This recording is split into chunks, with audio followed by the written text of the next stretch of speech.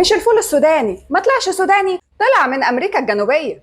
الباحثين بيقولوا إن أقدم اكتشاف للفول السوداني كان في بيرو، وإن شعب الإنكا أو الهنود الحمر هم كانوا أكتر الشعوب اللي بتستخدمه، واتعرف بعد كده في العالم كله عن طريق البحارة الأسبان والبرتغاليين. طب إذا كان هو ده بقى تاريخ الفول السوداني، يبقى هنا بقى في سؤال مهم، هو ليه الفول السوداني اتسمى سوداني؟ هقول لك انا بقى ليه الفول السوداني اتسمى سوداني. اللي بيجي من السودان اسمه الفول السوداني. بعد كده بقينا احنا هنا في شرق الدلتا وفوق وفي الصعيد بنزرع الفول السوداني، لكن الاسم اتاخد من الاول ان ده الفول هو بتاع السودان. السودان كانت هي أول دولة عربية تعرف الفول السوداني، والكلام ده كان في القرن ال16. بحسب الإحصاءات السودان هي أكتر دولة عربية بتزرعه، وتيجي مصر بعدها في المركز الثاني، بس مش أي حتة في مصر. طب وليه بالذات الأقصر بقى مشهورة إن إحنا لازم نجيب منها كركديه وفول سوداني وكل أنواع العطارة؟ طريقة التحميص اللي بيتحمص بيها السوداني في الأقصر وفي أسوان تختلف عن الطريقة اللي في القاهرة. احنا بنحمص السوداني وسط الرملة، وبيبقى نسبة الملح اللي عليه خفيفة جدا، والجو الجاف بيساعد ان السوداني تبقى متماسكة، ما فيهاش رطوبة ولا هي لينة، فعشان كده الزبون بيحس ان الفول اللي هنا تعتبر طازة. وبصراحة